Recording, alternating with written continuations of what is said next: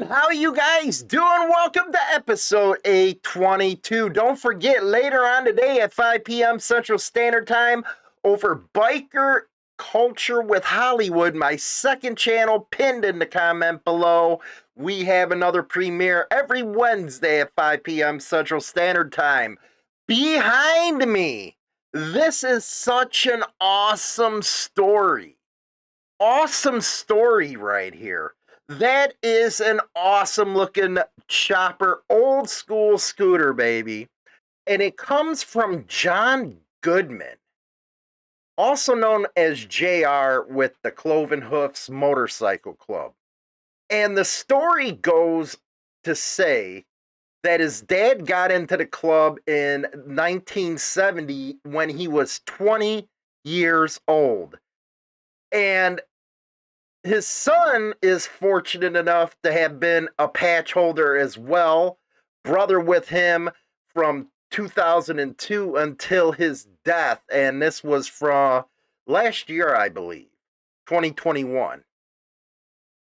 His chapter decided to put his pride and joy up in the clubhouse as a tribute to him.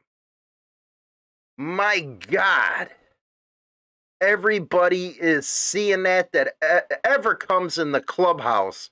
What awesomeness is that to have your club put your motorcycle in that clubhouse? It's just a beautiful specimen right there.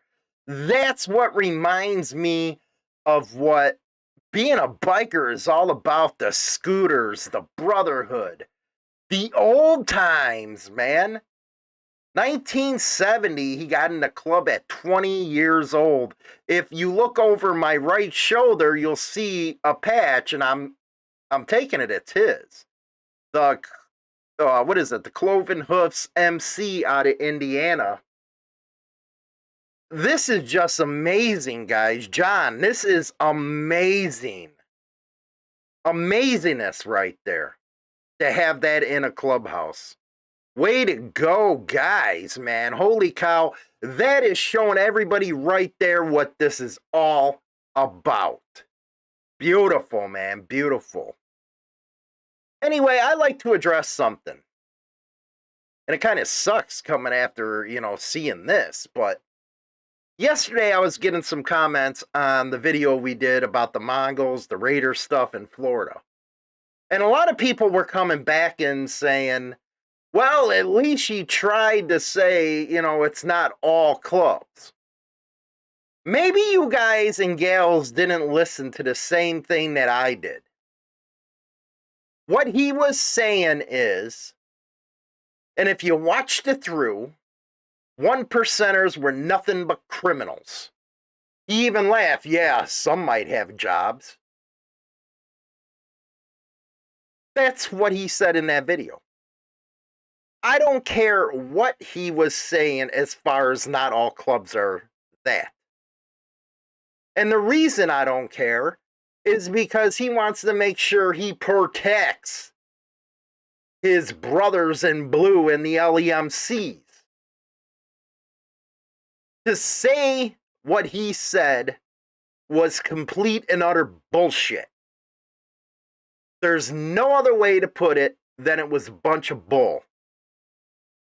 He knows as well as most of us who have any intelligence that the Raiders are a support club for the Mongols. Whatever happened there, do you really think there's going to be some stuff that pops off between the two? You're crazy if you believe that. Right now, all you did was get the story from a cop who was sitting there bashing a large percentage of the clubs in this country. All he was doing was puffing his chest out. And a lot of you fell for that. See, that's one problem I always had lately with how the scene has evolved. People can't see through the bull crap. They take it at face value and run with it. Even with my shows, I expect you to do your own research. Because it's my opinion, but you also have your opinions. And in order to make an informed opinion, you have to go and research this stuff yourself.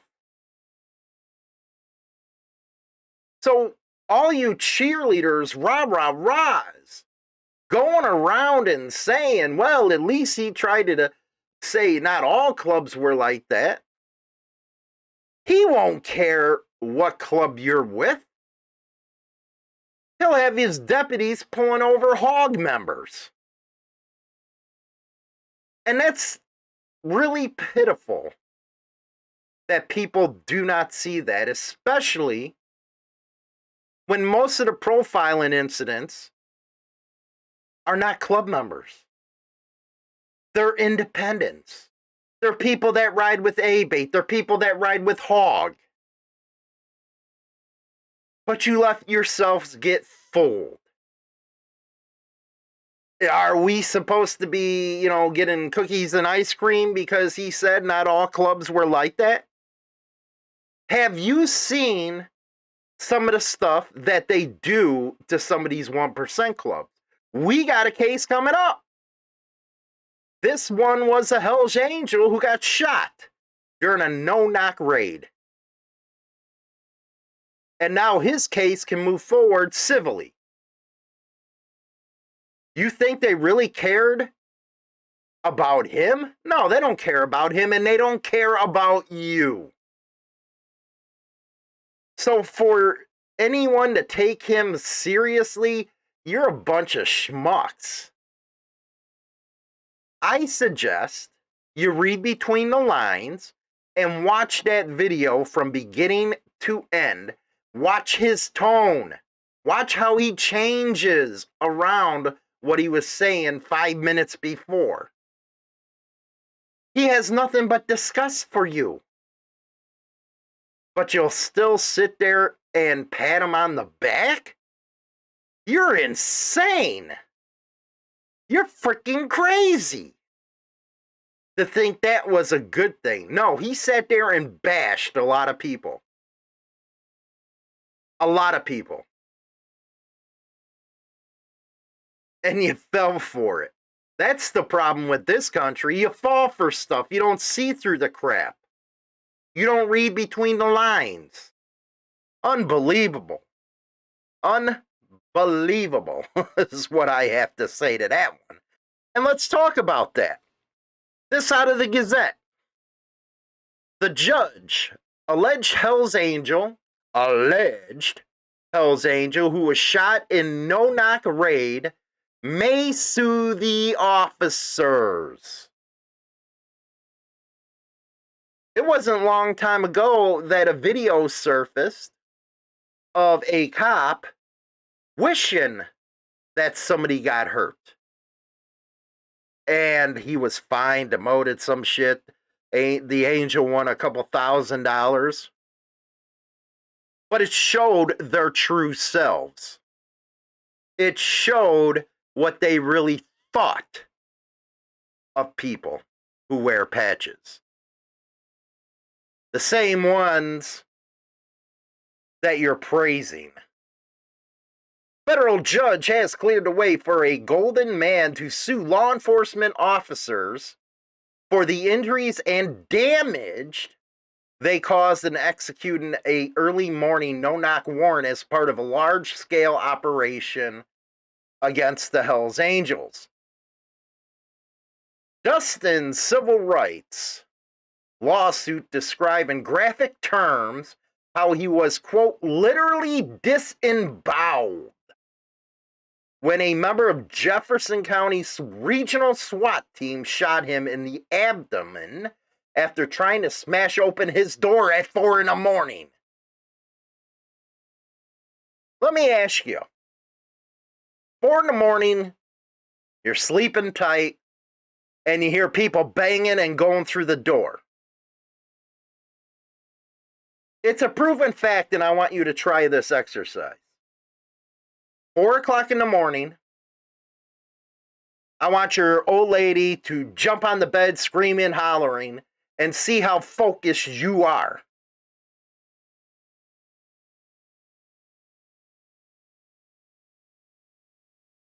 Who were reportedly in a week-long coma from his injury, called the tactics total overkill and reckless. Wow, did we see that at the national level? Last week, U.S. District Judge Regina Rodriguez agreed he had plausibly stated a claim against 3 officers for unnecessarily breaking his home's windows while executing the search warrant. A 4th officer who actually shot him did not seek dismissal of the excessive force claim against him. Rodriguez also permitted him to amend his lawsuit to describe how the other officers may have committed a constitutional violation by failing to intervene in the shooting. Why would they? They're taught to hate him. The cops are taught to hate him. And you heard that on display in Florida. Jim Burton, the attorney, said the case illustrates the risk of serious harm that accompany no-knock search warrants. Basically, Gestapo tactics. The shooting of Breonna Taylor, which happened a mere 4 months after he was shot, underscores how unreasonably dangerous this tactic is, referring to the Louisville, Kentucky woman who police killed. And Burton declined to say whether he was, as prosecutors allege, a member of the Hells Angels or its Denver chapter. This is a free country. You to do what you want as far as joining an organization. Investigators applied for the warrant to search his home in the 2300 block of Youngfield Street in Golden, as also for his tattoo parlor. The Denver Post reported at the time that authorities executed 19 search warrants, arrested 12 people connected with the Hells Angels and another unnamed gang, as they call it, in 2019.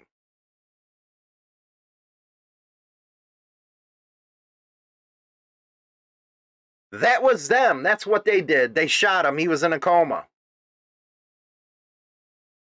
Now a federal judge, which this is very rare, where you can go after the actual police officers, because usually they're covered by the city's insurance company.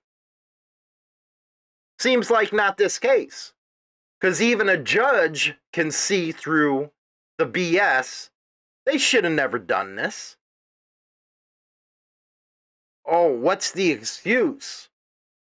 My adrenaline was pumping. Man, get out of here with that. It's just like the crap that was spewed out by that cop down in Florida. It is designed to make anybody in a patch look bad. You really think that's all he meant, that cop in Florida, was 1%ers are nothing but criminals involved in prostitution, drugs, blah, blah, blah, blah, blah. He was talking about everybody except his buddies in the LEMC, which, by the way, I would have loved to have been there to ask him questions. See, reporters never ask the hard questions. They used to, but they don't do anymore. I would love to have a one-on-one question and answer session with him, and I guarantee he'd be a stuttering prick by the time I'm done. How can you say everybody is a criminal? And that's what they do. They're 40, 50-year-old men. They're organized. And like I say, half the time a club can't get off on a freaking run on time, and they're organized? Come on. And that they don't have jobs? Yeah, I'm pretty upset here on this one. Pretty upset. You seen this stuff that happened to the Angel. You really agree with something like that? That says more about you than anything. If you fall for that kind of shit, I wouldn't want to be your so-called brother. Anyway, we're going to go to the second half of the show right now with China Doll right after this music break. Telling you, wow, can't believe it. Thanks for watching throughout the entire show. And of course, listen to me rant and rave. Don't forget to go to my second channel, Biker Culture with Hollywood. Go subscribe over there, like, and share. Rock on.